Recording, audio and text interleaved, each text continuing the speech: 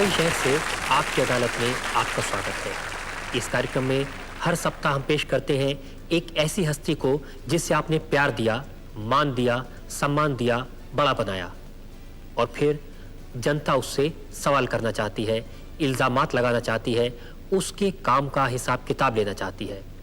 इस कार्यक्रम में हर सप्ताह हम एक ऐसी शख्सियत को पेश करते हैं जनता के सवालों के बीच, जनता के सवालों के दायरे में। तो आइए चले एक ऐसी शख्सियत से मिलने, सवाल पूछने, इल्जामात लगाने आपकी अदालत में। न राज्यम न च राजासी दंडो न च दांडिका धर्मेणेव प्रजा सर्वा रक्षन्ति स्म परस्परम। शिवसेना प्रमुख बाला साहब ठाकरे जनता की अदालत में हाजिर हो।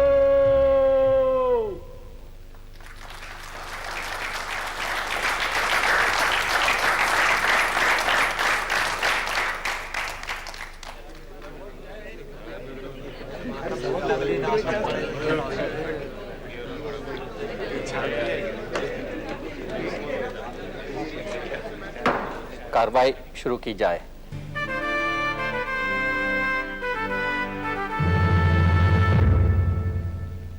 जनता की अदालत में मुलजिम बाल ठाकरे पर आरोप है कि इनकी राजनीति सांप्रदायिकता पर आधारित है। बाला साहब, जब आपने 1966 में 1966 में शिवसेना की स्थापना की थी तो उस समय आपने कहा था कि ये इसलिए सेना बनाई जा रही है कि महाराष्ट्रियन को सेकंड क्लास का दर्जा मिल रहा है, और आज 26 साल बाद भी जो आपकी पॉलिटिक्स है वो इसी सेकंड क्लास सिटीजनशिप पर आधारित है। आज आप कहते हैं कि हिंदुओं को इस देश में सेकंड क्लास सिटीजन बनाया जा रहा है। पहले गुजरातियों पर आपका हमला था, साउथ इंडियंस पर हमला था, आज मुसलमानों पर है। नहीं, ये सरासर गलत है। 66 में जब भी मैंने शिवसेना शुरू की तो मैंने उनको आह्वान किया था, गुजराती भाइयों को, कि आपके हाथ में लक्ष्मी है और हमारे साथ सरस्वती हैं, और दोनों हाथ बटाएंगे तो सिर्फ महाराष्ट्र का नहीं, गुजरात का नहीं, पूरा देश का भला हो जाएगा। और ये भी मेरा कहना था सभी लोगों को कि आप आएंगे तो आपके साथ और नहीं आएंगे तो आपके बिना, मगर हम चलते रहेंगे। और दूसरा जो आपका इल्ज़ाम है मेरे पर कि मैं मराठी लोगों के बारे में, ये मैंने शिवसेना शुरुआत की, ये सच है। और जब भी महाराष्ट्र हुआ और इसके लिए भी हमें झगड़ना पड़ा, लड़ना पड़ा मुंबई मिलने के लिए, फिर भी मिलने के बाद भी हमारे लोगों को यहाँ नौकरी नहीं मिलती थी और कुछ नहीं, तो फायदा क्या इसका? क्यों कहे कि हमारी कैपिटल है, राजधानी है?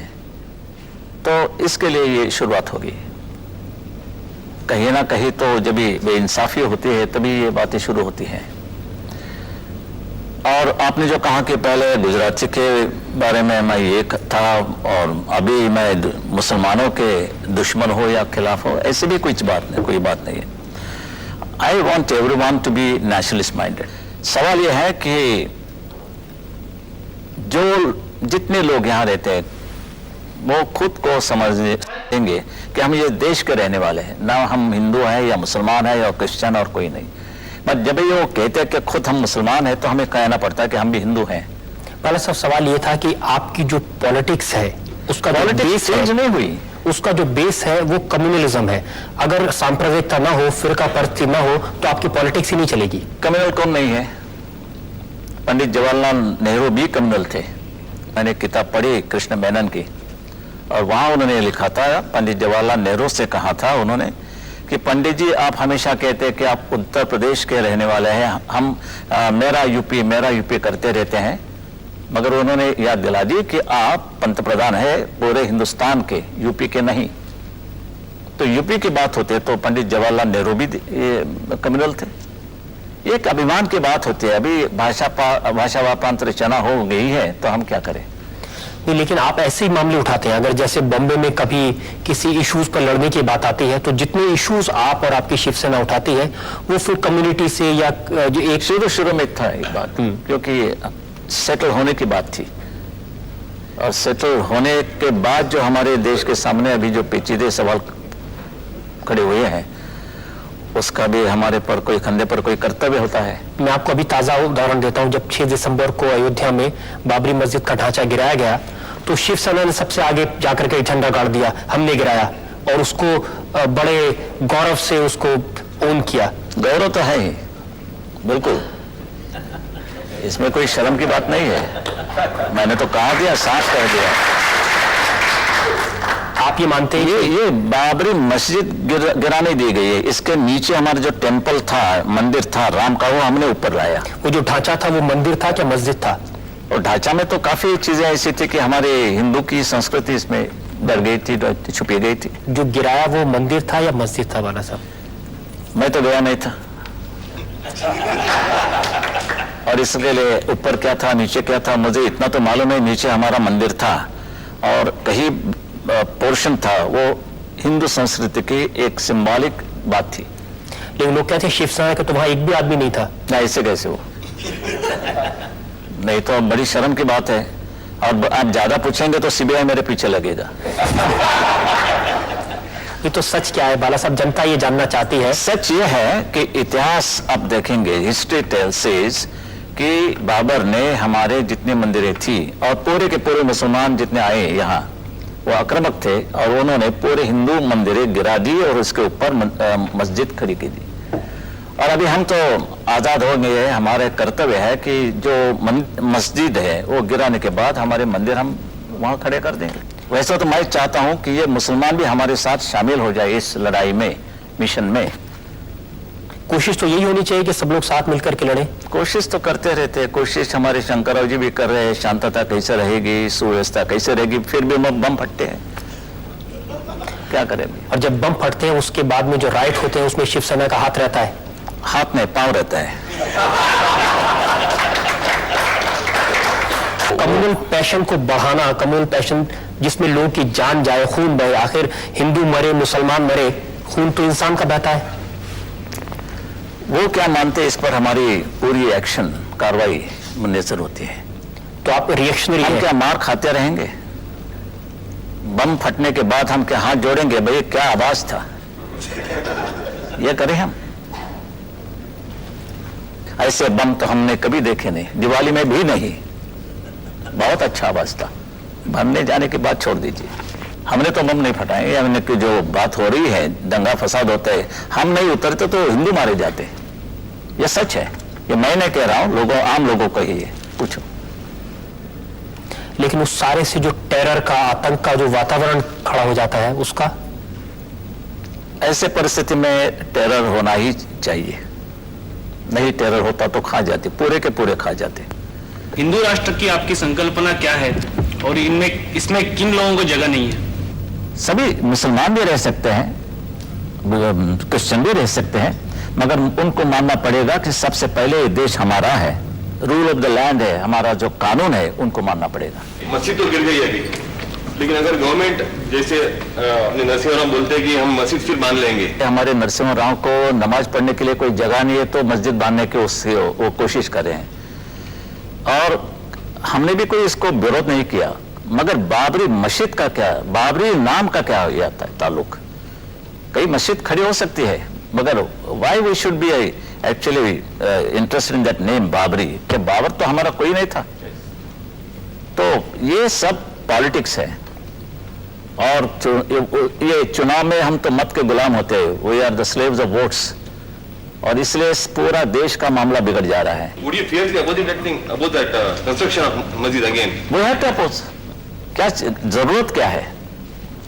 किसको आप खुश करने की कोशिश करें, किसको और क्यों? पहले तो हमारे देश के खिलाफ कोई कदम नहीं उठाना चाहिए। Nothing at the cost of my nation, mind you, ये हमारा धोरण है। और ये मेरा जो हिंदुत्व है, ये हमारा राष्ट्रीयत्व है, और ये राष्ट्रीयत्व इस देश में गुनाह हो तो मैं बार बार करूंगा, मरते तक। आप उनके बारे में कह रहे हैं, वो भी आपके बारे में कह सकते हैं, भावना नहीं है उनके पॉलिटिक्स के लिए आप ये कर रहे हैं। पॉलिटिक्स की बात करें तो मैं आपको यहाँ वचन देता हूँ, प्रॉमिस करता हूँ कि मैं चुनाव नहीं लड़ूंगा। और क्या चाहिए आपको? लेकिन आपकी पार्टी तो उसका फायदा उठा करके पावर में आने की चुनाव मेरा कोई ऑक्सीजन नहीं है, इस पर हम नहीं जिंदा रहते हैं। बस हम काम करेंगे, समाज सेवा करेंगे, ये मेरा वचन है आपको। मैं पॉलिटिक्स में ये बात नहीं, मैं सिर्फ लड़ रहा हूं हक से। मेरे देश की हालत देखने के बाद हमें इतना दुख होता है कि हमारा क्या रहा है। अगर वो नमाज पढ़ेंगे सड़क पे तो फिर आप कहेंगे महाआरती होना चाहिए सड़क पे। वो कहेंगे कि पाकिस्तान डे सेलिब्रेशन में कोई जाएगा तो उसके खिलाफ आंदोलन करेंगे। ये जो, अगर वो लोग सांप्रदायिक हैं तो आप भी सांप्रदायिक हैं, अगर वो लोग कम्युनल हैं तो आप भी कम्युनल हैं, अगर वो लोग फिरका परस्त हैं तो आप भी फिरका परस्त हैं। सवाल यह है कि शुरुआत हमेशा ये लोग करते हैं, सबूत है मेरे पास साथ। नमाज पढ़ने के बारे में तो हम कभी रोका नहीं उनको, वो जा सकते हैं, मस्जिद में जा सकते हैं, नमाज पढ़ सकते हैं, ईद या कहीं उनके त्योहार होते हैं वो मनाना कर सकते हैं। फिर भी जब ये रास्ते की बात आती है, कैसे हम ये बर्दाश्त करेंगे? ये तुम्हारा धर्म होना होगा तो हमारे भी धर्म में, आपका धर्म, हमारा किसी का भी धर्म, ये मस्जिद में होना होगा या घर में। ये ऐसी कोई चीज नहीं है कि धर्म ये नहीं सिखाता कि भाई चलो लोगों को तकलीफ दो। मगर जब ये गवर्नमेंट की जो चाल है वो हमने देखी कि भाई इतना होने के बाद भी पुलिस वाले भी रूट बदलते हैं, या चलो नमाज पढ़ रहे हैं तो ठीक है, रूट क्यों बदला? चलो अभी नमाज पढ़ने के बाद आप रूट बदलने लगे तो हम महाआरती शुरू करते हैं कि इस देश में तो सर्वधर्म समभाव है, उनका भी एक हक है, हमारा भी है, उनका भी है, चलो रास्ते पर एक कर देंगे ये बात। ये हमने जानबूझकर किया, क्योंकि हमने कहने के बाद भी ये बात बढ़ती रही। और जब ये बात वर्षा बंगला तक, यानी चीफ मिनिस्टर के बंगले के लॉन पर भी वो नमाज पढ़ना उन्होंने शुरू किया, तो ऐसा लगा कि क्या हिंदुस्तान है और ये पाकिस्तान। पाकिस्तान में भी इतनी उनकी फ्रीडम नहीं मिलती जो हमारे देश में मिलती है। इसको कहते हैं ना बाला साहब, रिएक्शनरी होना, प्रतिक्रियावादी। अगर वो नमाज पढ़ेंगे तो हम महाआरती करेंगे। नहीं, ये सवाल नहीं, ये पैम्परिंग जो चल रहा है इन लोगों का, वो हम नहीं। You must accept the rule of the land, यानी जो कानून है, जो संविधान मानना पड़ेगा, हमें भी मानना पड़ेगा, हम भी मानते हैं और उनको भी मानना पड़ेगा। ये जो बाबरी मस्जिद का ढांचा गिराया गया, ये कानून मानकर गिराया गया। सुप्रीम कोर्ट का ऑर्डर था। सुप्रीम कोर्ट छोड़ दीजिए, वो कोर्ट नहीं मानता। उन्होंने क्या कहा था? सुप्रीम कोर्ट ने ये कहा था वो न्यू कंस्ट्रक्शन नहीं होना होगा। तो हमने ठीक है, कंस्ट्रक्शन कहां गया? उधर कंस्ट्रक्शन नहीं हुआ, डिस्ट्रक्शन हुआ। अभी क्या चाहिए? हमेशा वकील लोग कहते हैं भाई इंटरप्रिटेशन ये होता है, तो हमारे भी इंटरप्रिटेशन ये है कि हमने कुछ भी कंस्ट्रक्शन नहीं किया, हमने डिस्ट्रक्शन किया। तो कानून को आप अपने हिसाब से मोड़ कानून क्या होता है? पहले तो मिलता था, अभी तो खरीद करना पड़ता है। अगर आप चाहें कि जो दूसरे लोग हैं वो कानून को माने, तो सबसे पहले दूसरे का हक कितना ये देश में है वो देखना पड़ेगा। जो हमें हिंदुओं को पाकिस्तान में नहीं मिलता, बांग्लादेश में नहीं मिलता और किसी अरब राष्ट्र में नहीं मिलता, वो हक इधर किसी को भी नहीं मिलेगा, नहीं मिलेगा। एक बातचीत से मामले को सुलझाने का तरीका होता है, एक होता है जोर जबरदस्ती से अपनी बात मनवाने का। हमारे धर्म पर हमला हो गया है, ये तो क्यों नहीं मानते आप वो कबूल क्यों नहीं करते कि ये सच है कि हमारे मंदिर है? यानी कि सोमनाथ मंदिर की बात करें, दोबारा वो गिरा दिया गया और पंडित जवाहरलाल नेहरू नहीं, मगर वो सरदार वल्लभ भाई पटेल थे, इसलिए हमारा सोमनाथ मंदिर खड़ा हो गया। नहीं तो वो भी नहीं, वो दूसरी बाबरी मस्जिद हो जाती। जो हिंदू धर्म है उसको तो बहुत सहिष्णु माना जाता है ना, बहुत पेशेंस वाले माने जाते हैं। वो मूर्खपना था उनका। अभी तो मुझे मिलिटेंट हिंदू चाहिए, बिल्कुल मिलिटेंट हिंदू चाहिए। आप हिंदुइज्म की पूरी परिभाषा बदल देंगे? परिभाषा बदलने का क्या सवाल है? पिता बदलने से कोई ये नहीं होता है, फर्क नहीं पड़ता है, लड़का लड़का ही रहता है। क्योंकि ये जो 5000 साल पुरानी संस्कृति है, जो पूरे दुनिया में जो रेस्पेक्ट है हिंदुइज्म की, एक हिंदू की, वो इसलिए है कि हिंदू सहिष्णु है, पेशेंस है, शांति से रहता है। जबरदस्ती अपना धर्म की यही चीज हमें बड़ी महंगी पड़ी, यही चीज हम नहीं मानता। अभी जब उठना पड़ेगा, खड़ा रहना पड़ेगा। 5000 साल की बात मैं नहीं करना चाहता हूं, मगर वो जो है वो है। मैं प्राइम मिनिस्टर बनता तो इस सवाल भी नहीं उठता। शिवसेना प्रमुख बाल ठाकरे पर कुछ और इल्जाम, कुछ और सफाई, कुछ ही देर में इंतजार कीजिए।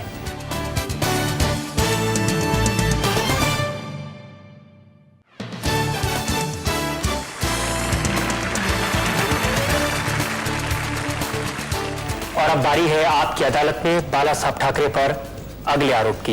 मुलजिम बाल ठाकरे पर जनता का इल्जाम है कि इन्होंने बंबई में क्रिमिनलाइजेशन ऑफ पॉलिटिक्स को बढ़ावा दिया है। बंबई आपके नाम से कांपती है, आप इस बात को मानते हैं? कांपना ही चाहिए।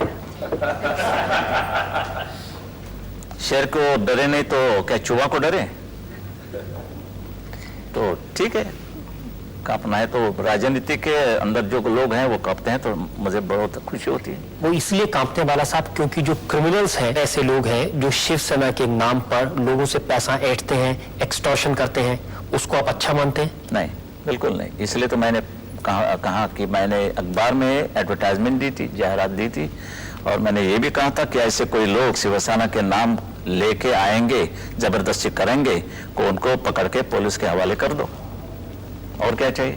लोग कहते हैं कि पुलिस भी डरती है आपसे। अभी पुलिस वालों को, मैं कोई इंस्पेक्टर नहीं हूँ और कोई नहीं, तो मेरी मुलाकात आप ले रहे हो, और यानी कि अब मुजरिम मैं हूँ यहाँ। नहीं, आप ये मानते हैं कि नहीं मानते कि पुलिस वाले भी शिवसेना के लोगों से डरते हैं? ऐसे तो मेरे पर काफी इल्जाम है कि मैं हाथ में हाथ बटा के चल रहा हूँ उनके साथ, वो हमारे साथ हैं, मगर ये सच नहीं है, बिल्कुल नहीं। और जो आपने क्रिमिनल्स को जगह दी पार्टी में? कौन क्रिमिनल? ऐसे बहुत सारे लोग हैं जो क्रिमिनल वॉर में जो लोग, नहीं, नाम तो ले लो। एक किम नाम के आदमी थे, एक किम थापा की बात करें तो इससे पहले ये थापा एक बड़ा अच्छा कबड्डी प्लेयर था, और जब भी मैंने उनको टिकट दिया तो उस वक्त वो कबड्डी प्लेयर था। वो तो गुनाह नहीं था। इसके बाद थापा बिगड़ गया और आप इल्जाम लगा जा रहे हैं। रमेश मोरे, विट्ठल चौहान, नहीं, ये they were not criminals, but they died in gang wars. जब तक मेरे सामने कोई बात नहीं आती तो मैं कैसे ये कार्रवाई करूं? आप ये कहना चाह रहे हैं कि शिवसेना से जितने लोग एसोसिएटेड हैं उनमें से कोई क्रिमिनल नहीं है, किसका किसी गैंग से कोई संबंध नहीं है, सब दूध के धुले हैं? दूध के धुले तो कोई भी नहीं होता है। आप सबूत लाएंगे कि कोई भी मेरा नेता भी कोई रिश्ता है गैंगस्टर वालों के साथ और कहीं, तो मैं उसको हटा दे दूंगा। एक वक्त, एक सिंगल मिनट भी मैं उनको नहीं रखूंगा। एक बार किसी ने सवाल आपको पूछा था कि शिवसेना करप्ट है, तो आपने कहा था हमने करप्शन कांग्रेस से सीखा था। यस, आडवाणी के लैंग्वेज में क्या कहूँ, उसके लफ्ज में मैं कहूँ, the difference between a brief case and a suitcase. यानी बाला साहब, अगर without corruption you cannot fight election. इतनी मंगी हुई है तुम्हारी चुनावी बात कि 1 करोड़ तक जब भी आप कोई खर्चा करते हैं तो आप एमपीशिप यानी खासदार यानी कि एमपी का चुनाव लड़ सकता है, और वैसे तो 1.5 लाख में आपको ये चुनाव लड़ना चाहिए। Okay, I pay this amount to mister Narasimha Rao and let Mr. Narasimha Rao fight his election whenever it is going to be. Well, I will pay for that. I will stand that expense. कहो, ये hypocrisy मुझे पसंद नहीं है, बिल्कुल नहीं है। मैं मानता हूँ कि मुझे दुख भी होता है, कभी कांटा भी चुभता है, तो क्या करे, गुलाब को तो पकड़ना ही होता है। तो आप जस्टिफाई कर रहे हैं क्रिमिनलाइजेशन को? I am not justify. ये पूरे के पूरे ऊपर से नीचे तक, ऊपर वाले कहते हैं नीचे से शुरुआत होती है, नीचे वाले ऊपर का वाले करते हैं, तो हम क्यों ना करें? ये बात हो रही है देश में, ये सही है। प्राइम मिनिस्टर पर आप कहेंगे तो ये वर्ल्ड फिनोमिना हो रहा है। अभी तो सब खाते हैं, तो मैं थोड़ा भी जरा साइड डिश कोई हो, स्वीट डिश तो भूल जाइए, मगर तो करनी पड़ती। इस पर एक अच्छी गवर्नमेंट लानी पड़ेगी, and that government has to be very cruel. Dictatorship चाहिए, बेनिवोलेंट डिक्टेटरशिप मगर चाहिए, नहीं तो ये निपटना मुश्किल है। जो भी दंगा फसाद होते हैं, मोर्चे निकलते हैं, तो सबसे आगे युवा पीढ़ी होती है उसके आगे। तो आप यूथ को क्या मैसेज देना चाहेंगे? Be militant. Be militant? Yes, क्योंकि अभी युवा की स्थिति दिल्ली में कैसी हुई तो आपको मालूम है। बेचारे बिट्टा बच गया, और वहां तो दिल्लीश्वर बैठते हैं, शंकरराव चौहान वहां होते हैं, पायलट होते हैं, नरसिम्हा राव भी वहीं बैठते हैं, और बम फट जाता है। और जब ये कानून हमारी हिफाजत नहीं करते तो आप क्या करोगे? और औरतों के ऊपर बलात्कार हो रहा है, कानून क्या कर रहा है? nobody is moving freely in this country. Everyone is under tension. आप भी टेंशन में होंगे, भाई क्या इधर तो बम नहीं फटेगा, इधर तो कुछ नहीं होगा, यानी क्या ये क्या जीवन है तुम्हारा? और इसके लिए मेरे मन में जो तूफान आता है, ये आता है कि मैं बड़ो कड़वा बात करता हूं कि मैं बर्दाश्त नहीं कर सकता हूं। क्या हथियार नहीं लेंगे तो भी मर जाने वाले हैं? गवर्नमेंट के हाथों में हथियार है तभी भी हम मर जा रहे हैं, तो कैसे करें? ये युवा को क्या, युवा को नहीं पूरे हिंदुओं को देश में मिलिटेंसी लानी पड़ेगी, तभी देश का ये रक्षा हो जाएगी। ये मेरा विचार है। बाला साहब, आप समझते हैं कि हथियार का जवाब हथियार से देंगे तो उससे समस्याओं का हल हो जाएगा? हाँ, क्योंकि शिवाजी महाराज अफजल खान को मिलने के लिए पंचा पहन के हाथ में डंडा लेके बकरी ले जाता था तो उसका अफजल खान होता, मगर उन्होंने पहचाना कि मेरा दुश्मन कैसा है, तभी उन्होंने पूरा बंदोबस्त करके उस सामने गया, इसलिए बच गए। और कहीं हमें कोई ऐसा सुख शांति से हम नहीं सो सकते, ना रह सकते, तभी क्या करो? ये मेरा इशारा है। They are going to be chaos। जितनी बातें मैंने की, तो मैं कोई ज्योतिष नहीं हूं, ना कोई मैं पामिस हूं, मैं था तो कार्टूनिस्ट और मैं कुछ बन गया, फिर भी मैं कॉशनिंग जब भी देता हूं वो होते हैं, बात ये हो रही है। I said that in 1980 that Indira Ji will be killed, and she was killed in 84. I said that this boy, that is Rajiv Gandhi, will be killed by Tamilian tiger, and he was killed by a Tamilian tiger. Why? Because I am a cartoonist, I can read news in a different way. लाइनों के दरमियान क्या लिखी गई है बात, सत्य, वो मैं देखता हूँ। आप तो अखबार पढ़ते हैं और मैं तो लाइनों के बीच में क्या लिखा है वो पढ़ता हूँ, जो आपको दिखाई नहीं पड़ता। जो कार्टूनिस्ट का जो दिल होता है बाला साहब, वो बड़ा उदार दिल होता है, बड़ा इमोशनल होता है कार्टूनिस्ट। ऐसी कोई बात नहीं है, कार्टूनिस्ट होता है, उसमें इमोशन कुछ नहीं होता? नहीं, इमोशन क्या होता है, वो न्यूज पर आधारित होता है, जैसे न्यूज वैसा कार्टून। उसमें कोई कविता, उसमें कोई आर्ट, उसमें कोई आर्ट तो है ना, आर्ट है, it is an art, yes, caricaturing is an art. तो कार्टूनिस्ट के दिल में, या जो कार्टूनिस्ट का दिल है लाइनें खींचते खींचते, उसमें ये टाइगर का दिल कहां से पैदा हो गया कि मिलिटेंट बना दो? बैरिस्टर मोहनलाल करमचंद गांधी का जब भी महात्मा गांधी हो सकता है, तो कार्टूनिस्ट का कोई शिवसेना प्रमुख क्यों न बन जाए?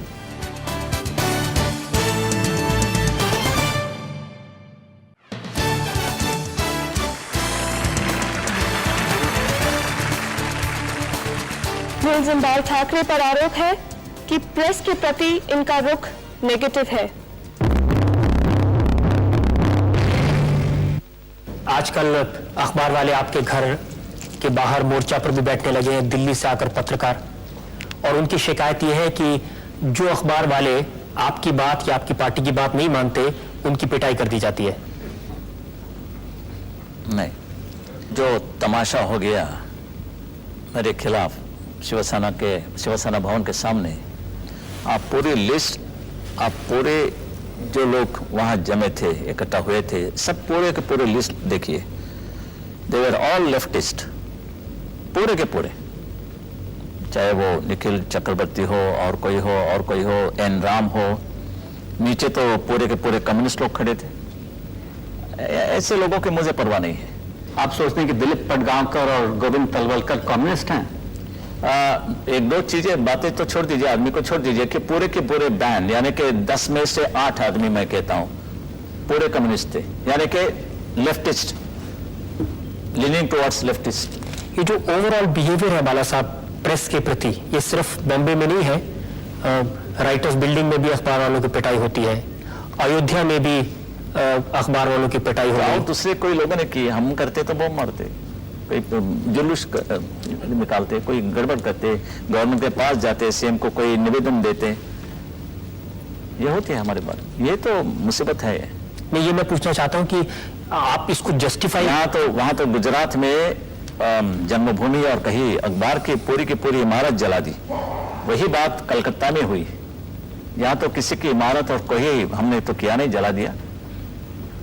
मैं पूरे वैसे तो पत्रकारों के खिलाफ मैं नहीं हूं, क्योंकि I am also cartoonist, that means a part of that industry और वर्ल्ड। आप जर्नलिस्ट हैं, कार्टूनिस्ट हैं, आपने अपना कैरियर फ्री प्रेस जर्नल से शुरू किया था। Yes.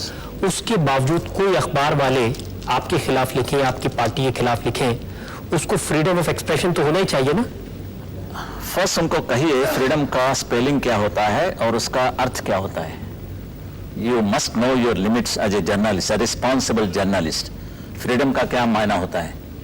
कभी हम शुरुआत करते तो आप इल्जाम लगा सकते हैं, मगर शुरुआत वो लोग करते हैं, क्या हम बर्दाश्त करें? गलत बात छपने के बाद भी मेरे कैरेक्टर असैसिनेशन जब भी होता है, मैं तो नहीं कुछ करता हूं, मगर मेरे लोग तो हैं। अभी तो हिस्ट्री है शिवसेना की, जब भी किसी अखबार वाले ने शिवसेना के खिलाफ लिखा है तो उसकी पिटाई हुई है। कितने लोगों की ऐसे अभी पूरे के पूरे देश के पत्रकार वहां शामिल हो गए। इनमें से कितने, वैसे तो पंजाब में लाला जगत नारायण का खून हो गया, उसका और दूसरे लड़के का खून हो गया।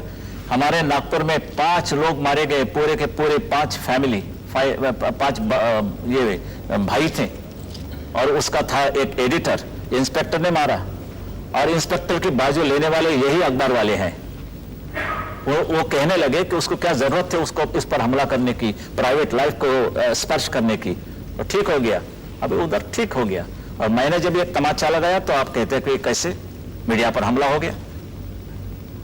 खून चलता है, मेरा तमच्चा नहीं चलता, मेरा एक लाफा नहीं चलता इन लोगों को, मैंने तो मारा नहीं। कोई बात ऐसी है कि हमारे में भी कोई कार्यकर्ता ऐसे होते हैं कि उनको वो बर्दाश्त नहीं करेंगे। कोई मुझे पागल कहेंगे तो कैसे कहेंगे, कैसे करें वो? आपकी मर्यादा का जब उल्लंघन होता है तभी उनका भी उल्लंघन होगा। जब मैं एक लाफा चढ़ाऊंगा तो मेरी ये भी तैयारी होनी होगी कि मुझे भी कोई लाफा चढ़ाएगा। आपका जो अखबार है सामना, अगर इसमें किसी के खिलाफ खबर छपे और वो आकर उसके एडिटर को ऐसे धक्का मुक्की करे, मारे पीटे, तब आप क्या करेंगे? क्या उसको सही मानेंगे आप? सही मानना होगा, मगर जब तक हम हमला नहीं करते तो नहीं बर्दाश्त किया जाएगा। हमला हमने किया, यानी कि मेरे आदेश के ऊपर वो कोई बर्ताव हो गया कि कोई लोगों ने मारपीट की या हाथापाई की, तो मैं समझ सकता हूँ। जो रिस्पॉन्सिबिलिटी ये आपकी मीडिया की होगी वो संभाले, ठीक तरह से संभाले, कोई तकलीफ नहीं होगी किसी को। पत्थर मारने से कीचड़ उड़ता ही है, ये मत बोलो। तो पत्थर मत मारिए, कीचड़ नहीं उड़ेगा।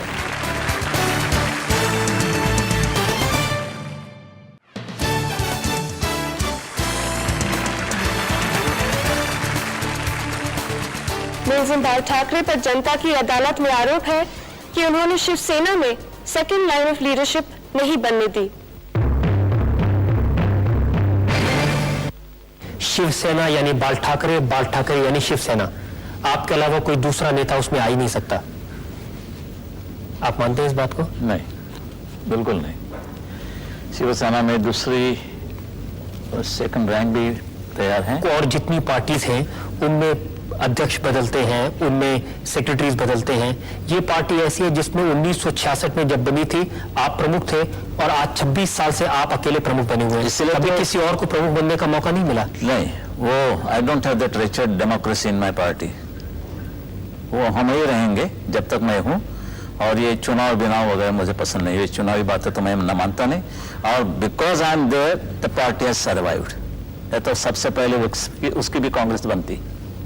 आप लोकतंत्र में विश्वास नहीं रखते? नहीं, लोकतंत्र क्या होता है? गुटबाजी है, ये सब चलते, ओनली ग्रुपिज्म, दैट इज लोकतंत्र कहते। नाम अच्छा है मगर पार्टी को बहुत महंगा पड़ता है। जब हटना होगा तो मैं खुद जाऊंगा, और गया भी था, एक बार नहीं 2 बार मैंने इस्तीफा दिया था। लोगों ने मुझे फिर वापस लाया। लोग कहते हैं वो तो नाटक किया। अभी जो मैं करता हूँ नाटक होता है, तो मैं क्या करूँ? अभी मेरे दिल से पूछो, उनके दिल से पूछो। चाहे मैं नाटक करूँ तो भी लोगों ने मुझे वापस क्यों लाया? क्या वो लोगों का भी नाटक था वापस लाने का? तो ये मान ले बाला साहब की शिवसेना इस बाल ठाकरे इस शिवसेना। आगे का तो मैं नहीं कुछ कर सकता हूँ। तो आज तो है भी ऐसी बात है, और क्योंकि दूसरी रैंक है, जैसे कि मनोज जोशी है, सुधीर जोशी है, दत्ताजी सालवी है, वामन राव महारिक, बहुत काफी नवलकर। जब भी मैं नहीं होता तो वो निभाते हैं सब कुछ। शिवसेना में आपके बेटे हैं उद्धव ठाकरे और आपके नेफ्यू राज ठाकरे, वो कंट्रोल करते हैं पीछे से, और आपके जाने के बाद में ये जो मेरे पास पीछे की कोई बात नहीं होती, आगे की बात होती है, सामने की बात होती है. If they want they may, but I will not do it my self.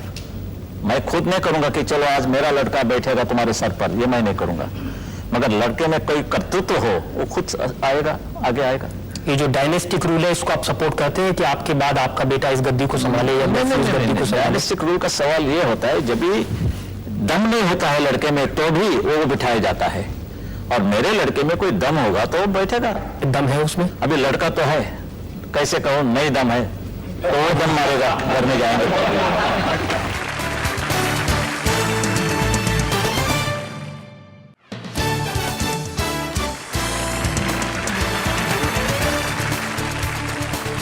मुलजिम बाल ठाकरे पर आरोप है कि ये ग्लैमर के पीछे भागते हैं.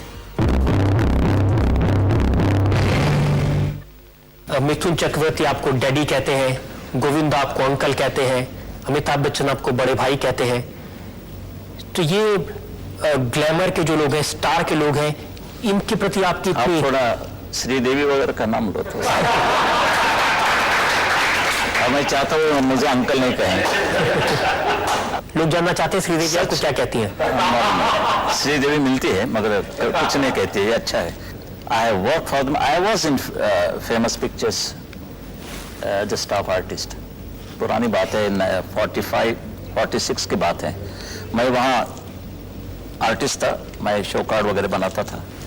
वहाँ मेरी पहचान काफ़ी लोगों से हुई, और बाद में ये सब लोग नए आए. लेकिन आपने इंडस्ट्री को दो हिस्सों में बिल्कुल डिवाइड कर दिया है. एक तरफ आपके दोस्त हैं, मिथुन चक्रवर्ती हैं, अमिताभ बच्चन हैं, दूसरी तरफ शबाना है, दिलीप कुमार हैं, एक के हंगल हैं, सुनील दत्त हैं. तो एक लोगों को आप सपोर्ट करते हैं और दूसरे लोग आपसे डरते हैं. दूसरे सपोर्ट जो गलती करते हैं वो मैं नहीं मानूंगा. जब ये 12 बम फट गए मुंबई में और पाकिस्तान दिन आप मनाना करते हैं, कैसे मैं बर्दाश्त करूं? क्या जरूरत है पाकिस्तान दिन की? पाकिस्तान हिंदुस्तान दिन नहीं वहां मनाना करते, और हम ही बेशर्मी से सब कारोबार करते. तो मैं जरूर रोकूंगा, कोई भी हो. लेकिन वो तो आर्टिस्ट है बाला साहब, उनका पॉलिटिक्स से कुछ लेना देना नहीं. पॉलिटिक्स की शुरुआत होती है. मैंने सुनील दत्त से कहा, या एक तो या कलाकार का जो आपका रिश्ता है वो रखो, या पॉलिटिक्स में आ जाइए. लेकिन इस तरीके से फिल्म इंडस्ट्री पर आपका कब्जा रहे? सभी पर मेरा कब्जा है. क्योंकि आप चाहेंगे जिसकी फिल्म दिखाई जाए वो दिखाई जाए, आप चाहेंगे जिसकी फिल्म रोकी जाए वो रोकती जाए. कोई हिंदू धर्म की बात हो, कोई हिंदू धर्म का अपमान हो, तो मैं रोकूंगा. मैं चोली नहीं रोकूंगा, मगर ये करूंगा. आप चोली को ठीक मानते हैं? ये जो चोली के पीछे गाना बहुत एक बार बताया गया है कि चोली के पीछे क्या है, तो भी आप शिकायत करते रहते हैं. और मुझे मालूम है कि जब ये बात उन्हें गाने में बताया गया कि चोली के पीछे दिल है, तो काफी लोग नाराज हो गए. अच्छा नहीं लगा उनको? नहीं, क्योंकि जो चाहते वो नहीं मिला उनको. एक और फिल्म थी खलनायिका, जिसमें भी एक और गाना था चोली के पीछे. वो तो ठीक, मैंने नहीं, वो गलत था. यानी कि खलनायिका की बात आप कर रहे हैं, तो ठीक नहीं था. उसका इनमें एक्शन भी बड़ी ये अच्छी नहीं थी, बहुत ही. उसको आप अप्रूव नहीं करते? नहीं, वो तो कोई कंट्रोवर्सी नहीं हुई, बात भी नहीं बनी. और जब ये वो बात सुभाष घई मेरे यहाँ आए और उन्होंने मुझे पिक्चर बताया, मुझे अच्छा लगा. एक बड़ी अच्छी धुन है, बड़े अच्छा रिदम है, गाना भी अच्छा है, सब कुछ अच्छा है. ऐसा तो नहीं बाला साहब, जो लोग आपके घर में आते हैं, आपको रेस्पेक्ट पे करते हैं, हाँ. चाहे वो अमिताभ बच्चन हो, चाहे वो सुभाष घई हो, मिथुन चक्रवर्ती हो, उनको आप सपोर्ट करते हैं, चाहे वो कुछ भी करें, चाहे वो चोली के पीछे बनाए या चोली के आगे बनाए? नहीं. और बाकी एक बार ऐसे कोई आदमी भेज दो कि उन्होंने गलती की है और मेरे घर आने से वो गलती दूर हो गई, आप भेज दो किसी को, देखें. तो आप उसमें बिल्कुल फेयर रहते हैं? मैं तो बिल्कुल एकदम सीधा आदमी हूँ, and I don't spare anybody, because मेरा मन साफ है, मेरा हाथ साफ है, मेरा दिल साफ है. दिलीप कुमार के यहाँ से आपके यहाँ बिरयानी आती थी हमेशा, और वो झूठ है, सरासर झूठ है. कभी बिरयानी, वैसे तो दिलीप कुमार मेरे घर पे आके ऊपर मेरे टेरास पे बैठ के बियर और चना खाते थे. अब वो बंद हो गया बाला साहब? अभी तो लगता है बियर भी है, चना भी है, मगर दिलीप कुमार के रास्ते बदल गए. उसकी वजह तो आप उनसे पूछिए. इतना आपका इंटरेस्ट है जो फिल्म इंडस्ट्री में, फिल्म स्टार से आपकी दोस्ती भी है, आप उनकी पार्टी में जाते हैं, वो आपके घर जाते हैं, और वैसे भी आपको अपने लुक्स, अपने देखभाल, इसमें जरा काफी ध्यान रहता है, तो आपको कभी मन नहीं किया कि आप फिल्म स्टार बने? बने तो विलन का ही काम मिलेगा और क्या मिलेगा।